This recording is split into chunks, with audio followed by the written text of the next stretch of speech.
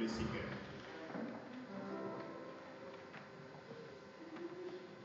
Et quand Jésus la terre, je marche avec bonheur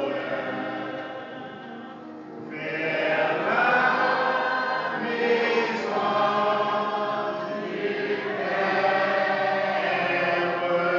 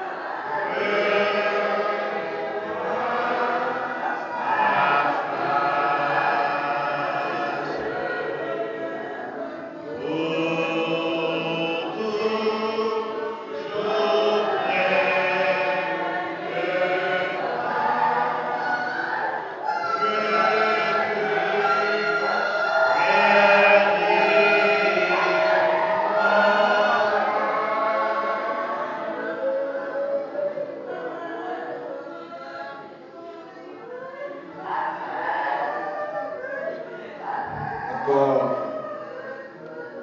une fois, prêtons les mots de l'auteur du cantique de 154 qui chantait au ciel et la maison du Père, étincelante de beauté, tout en elle est gloire et lumière, ineffable et félicité.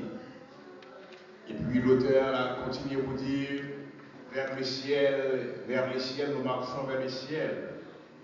Oui, c'est au ciel qu'est notre héritage éternel. Oui, encore, chers participants, membres de la famille, au ciel, c'est là notre héritage.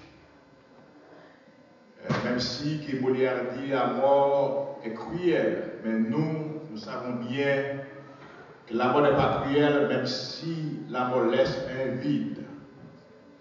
Et ce vide que le Seigneur Bruxelles peut vous combler. Maintenant, nous sommes dans la joie, nous avons le plaisir de vous introduire les révérends pasteur Jacques Claude, avec qui et d'autres encore bénémoines du collège qui dirige l'église des Dieux de l'Unité, dont je suis le président. Et cette église que la sœur Elvira fréquentait depuis son entrée à Boston, et moi spécialement qui était son chauffeur presque chaque samedi et beaucoup de dimanches. Je disais hier soir, je me rappelle que j'étais à Las Vegas, et il était 6 h du matin quand je dormais, et puis sœur Elvira m'a appelé pour me demander est-ce que je vais l'oublier. C'est-à-dire que j'étais à Las Vegas, et comme d'habitude, j'ai arrangé pour elle à chaque fois que je vais partir.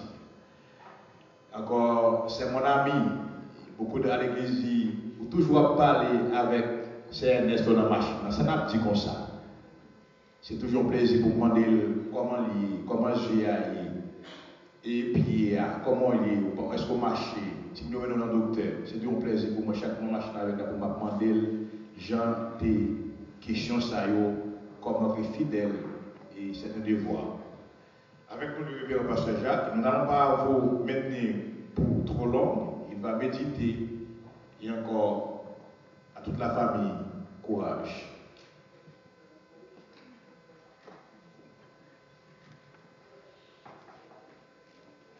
Que la paix et la grâce de Dieu soient avec vous tous. Amen. Par mon organe, je te présente les plus cordiales sympathiques aux familles du défunt Ernest. Sans plus tarder, je vais vous lire dans le Corinthiens chapitre 15, à partir du verset 51, arrivé jusqu'à verset 57. 1 Corinthiens chapitre 15, verset 51 à 57. Voici, je vous dis un mystère. Nous ne mourrons pas tous, mais nous serons changés. En un instant, en un clin d'œil, à la dernière trompette, la trompette sonnera et les morts ressusciteront incorruptibles. Et nous serons changés.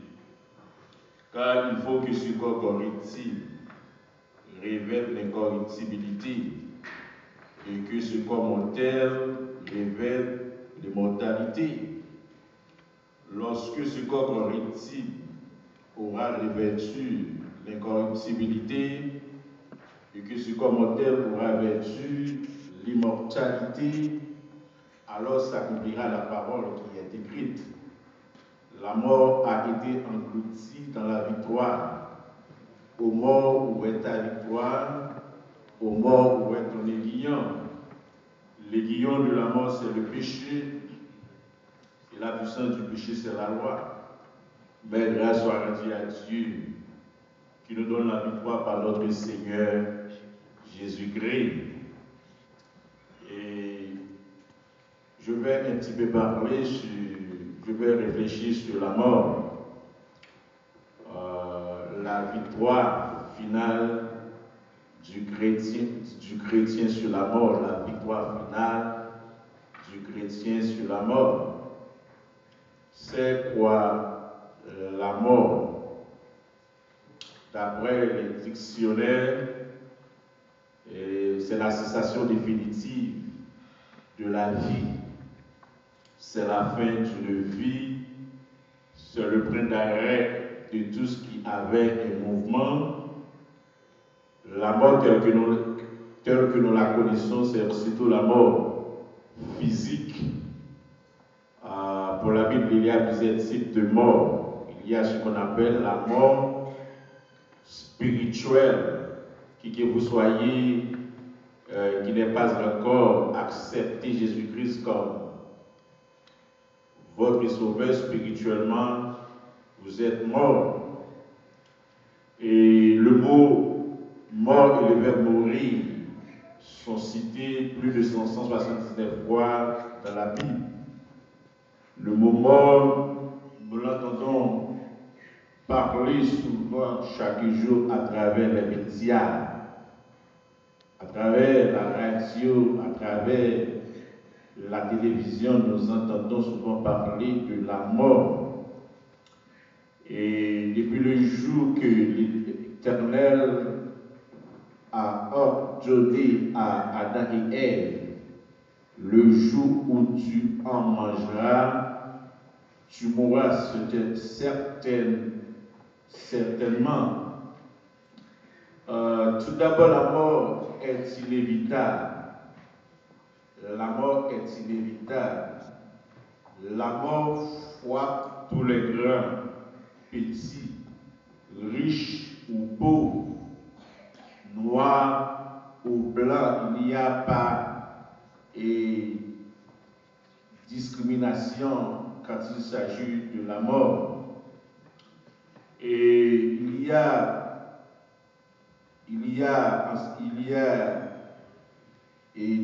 des attitudes en ce qui concerne la mort. Pour ceux qui n'ont pas accepté Jésus-Christ comme votre sauveur, il a peur parler de la mort. La reine Angleterre, sur son lit de mort, s'est écrié la moitié de son royaume pour celui qui me prolongera et ta vie pour un quart d'heure.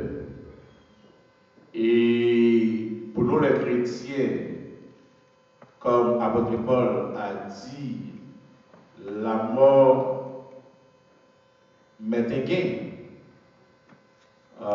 Pour les chrétiens, la mort m'est un gain. Tu te rappelles l'histoire, l'homme riche et Lazare. Dans l'évangile selon saint Luc, chapitre 16, et la Bible parlait, il y avait un homme riche qui était vêtu de pourpre et de félin, et qui chaque jour menait joyeuse et brillante vie. Un pauvre nommé Lazare était couché à sa porte, couvert d'une serre, et désirait se rassasier de miettes qui tombaient de la table du riche, et même les chiens venaient encore lécher ses ulcères. Le pauvre mourut et il fut porté par les anges dans les seins d'Abraham. J'aimerais vous attirer l'attention en ce qui a trait le pauvre et Lazare. La Bible dit le pauvre mourut et fut porté par les anges dans le sein d'Abraham. Le riche mourut aussi et il fut enseveli. Dans le séjour des morts, il leva les yeux, l'homme riche leva les yeux, et tandis qu'il était en proie au tourment, il vit de loin Abraham et Lazare dans son sein. Il s'écrie et appelle Abraham, aie pitié de moi et envoie Lazare pour qu'il trempe le bout de son doigt dans l'eau et me rafraîchisse la langue, car j'ai souffert cruellement dans cette flamme. Et moi, t'as fait nous connaître l'enfer, il existait. Si pour le monde, il y a petit, c'est bien manger, c'est bien boire, Après ça, bien manger, bien boire. Mais pour nous les chrétiens, d'après le but de Paul aux Hébreux, chapitre 9, verset 27, il dit il est réservé aux hommes de mourir une seule fois. Après quoi vient le jugement. Si pour le mal, vous pensez que c'est bien manger, c'est bien boire, après la mort tout est fini, mais pour nous les chrétiens, donc on est après la mort, il y a ça qui est la résurrection des justes et la résurrection des injustes. Et il était total pour Lazare, il était total pour l'homme riche. Après la mort, ou pas bien opportunité pour repentir. Il est vrai qu'il va mon droit à chanter, mais c'était pas pour vous, si toutefois que c'est catholique qui est, mais ça n'a pas servi avec rien. Si c'est mon moi, il est capable de faire baptiser pour moi, mais ça n'est pas abouti avec rien. C'est pendant qu'il va vivre là pour capable de connaître qui côté où va passer l'éternité. Après la mort, on n'est pas capable de décider. L'éternité, il dépend des choix que vous faites. C'est la raison pour laquelle nous avons dit ensemble avec vous-même qui viennent assister aux funérailles, seuls nos deux frères NS, en tant qu'humain, au cas pleurer pour lui-même. Mais si toutefois que pour accepter Jésus-Christ, mieux vaut que vous pleurez sous sol au lieu que vous pleurez sur ces NS. Amen. Parce que la Bible dit dans 1 Thessaloniciens chapitre 4, selon NS c'est dormi, qu'il a dormi. Quand vous chantez un cantique qui dit c'est fait mes yeux ici et ouvert l'autre bord, selon les séparer ensemble avec nous. Mais nous connaissons qu'au son de la trompette, selon les gagnants pour ressusciter premièrement, ça va pas faire trop longtemps côté que on a commémoré la résurrection de Jésus-Christ. Jésus-Christ lui-même, c'est le premier monde qui était mort, qui ressuscité. Et les mêmes dit dans 1 Corinthiens chapitre 15, et dans 1 Corinthiens chapitre 15, or si l'on prêche que Christ est ressuscité des morts, pourquoi quelques-uns parmi vous disent-ils qu'il n'y a point de résurrection des morts? S'il n'y a point de résurrection des morts, Christ non plus n'est pas ressuscité. Et si Christ n'est pas ressuscité, notre prédication est donc vaine et votre foi aussi est vaine. Il se trouve même que nous sommes de faux témoins à l'égard de Dieu, puisque nous avons témoigné contre Dieu qu'il a ressuscité Christ, tandis qu'il ne l'aurait pas ressuscité, si les morts ne ressuscitent point. Car si les morts ne ressuscitent point, Christ non plus n'est pas ressuscité. Et si Christ n'est pas ressuscité, votre foi est vaine. Si c'est dans cette vie seulement que nous espérons en Christ, nous sommes les plus malheureux de tous les hommes. Et nous avons certitude, nous avons garantie, si là qui mourit en Christ, il y a une trompette qui pousse sonner. Et lorsque la trompette a sonné, il a levé. Comment ça fait, mais étant donné que mon Dieu, c'est lui-même qui crée la terre, lorsque tu as créé, il était seulement parlé et que le monde est venu à l'existence. Et c'est ça fait que, en tant que croyants, nous besoin, pendant que nous avons pleuré, pendant que nous avons attristé pour un monde qui dévancé nous, mais nous pas pleurer dans les mêmes gens ensemble avec ceux-là qui n'ont pas espérance. Au point, ceux-là qui mourent sans Jésus-Christ, au point, ils mourent et ils n'ont pas d'espoir en ce qui a trait à la résurrection. Mais pour nous-mêmes qui acceptons Jésus-Christ, comme apôtre Paul il était dit dans Philippiens chapitre 1er, verset 21, car Christ est ma vie et mourir m'était gain. Comme même apôtre Paul il était dit, il combat sur le bon combat, il achève les courses. Et nous voyons que c'est Ernest, pendant le temps qu'il était fait ensemble avec nous, c'était un servant qui était gagné, s'accueillir la persévérance. Nous pas fait un service jeune pour que nos parents c'est Ernest. Et à chaque fois que le groupe Sentinelle a déplacé, il y a toujours un vaillant soldat pour qu'il soit capable d'accompagner Sentinelle. Et nous connaissons que c'est ça fait qu'il a du courage ensemble avec la famille de Féan. On prend si toutefois que vous avez une possibilité pour dire retourner, vivre encore sur la terre, il t'a dit non parce que le quittant a juste accueilli la félicité éternelle. On parle côté que il y a, il finit ensemble avec souffrance, il finit ensemble avec douleur, il finit ensemble avec maladie. Et pour il y a côté que auprès du Seigneur. Et c'est ça fait que l'a dit que, comme apôtre Paul, il t'a dit, consolez-vous les uns les autres. Vous avez besoin de faire consoler parce que c'est noir, il pas mourir. En point, dans le langage théologique, là, c'est dormi, qui est l'abdomen. Si toutefois que tu as rien encore besoin et accepter Jésus-Christ comme sauveur, c'est cette condition sine qua non que vous êtes capable qu'il y ait une opportunité pour être ensemble avec lui parce que qu'il y a un trompette qui peut sonner les morts en Christ et après ressusciter premièrement et nous les vivants au point de la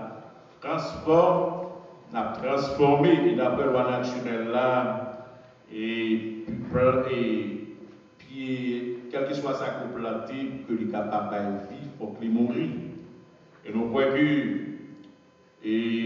Jésus-Christ lui-même, il bat nos victoires sur la mort, mais grâce soit rendue à Dieu qui nous donne la victoire par notre Seigneur Jésus-Christ. Frères et sœurs, il ne faut pas connaître qu'il est à mourir. Ou pas connaître qu'il est à mourir, mais on se bagaille et il est vraiment triste si toutefois qu'on mourit sans Jésus. C'est pendant qu'il va vivre là, on est capable de décider qui côté où va passer l'éternité. Quel que soit le jeu où le monde a fonctionné, il y a deux catégories de monde. Il y a une catégorie de monde qui croit dans Jésus et monde ça parle dans le paradis. Et il y a l'autre catégorie de monde qui ne pas croit dans Jésus et puis monde ça parle dans l'enfer. Jeune, le riche, il pas aller dans le sein d'Abraham, ce n'est pas parce qu'il était riche, mais c'est parce qu'il était choisi délibérément pour servir Jésus-Christ. Et dans le ça, comme conseil que nous gagnons pour nos morts, même Jean, apôtre Paul, il a prié, il a dit Christ est ma vie et la mort me est un gain. Ou même qui a accepté Jésus-Christ, ou pas besoin de faire la mort, parce que vous gagnez une espérance de vie vivante. Espérance que vous gagnez, son espérance qui sert tienne. Même que Jésus-Christ il était mort et après 3 jours il était ressuscité. Et c'est comme ça que nous-mêmes qui acceptons, il dit, je suis la résurrection et la vie. N'importe qui croit dans moi, il y a vivre. Au point, il y a vivre. Et vous-même qui là, il est vrai que vous va fonctionner, mais c'est toutefois que vous pouvez accepter Jésus-Christ comme sauveur, spirituellement ou mourir.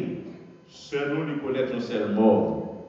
Mais vous-même qui beaucoup accepté Jésus-Christ, l'on mourir ou gagner pour capable subir du mort. Parce que vous avez subi à la fois la mort physique, vous avez subi ça qui est la mort éternelle, côté que vous pouvez séparer loin de la présence de Dieu, côté que vous pouvez souffrir, côté que vous pouvez pleurer. On prend dans l'enfer par gagner un réfrigérateur, dans l'enfer par gagner un conditionné. Dans l'enfer, on pense son lié, on décrit comme lié des pleurs et des grincements de dents. Et on peut, si pour certaines religions, on pense qu'après la mort, et l'homme là, il finit.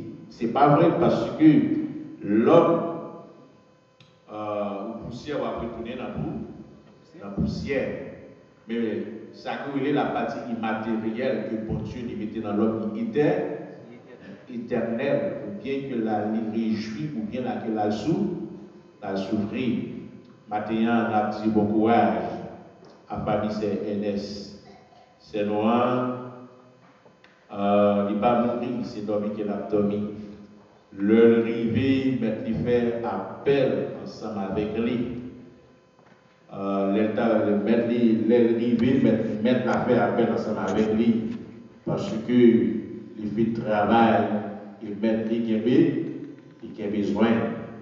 Et nous encourager ou même qui beaucoup accepter Jésus-Christ. C'est le moment favorable, c'est le moment propice pour qu'on soit capable de décider. L'homme mourir, la trop tard. Il est trop tard pour l'homme riche, mais ou même, ou pas connaître qu'il doit mourir.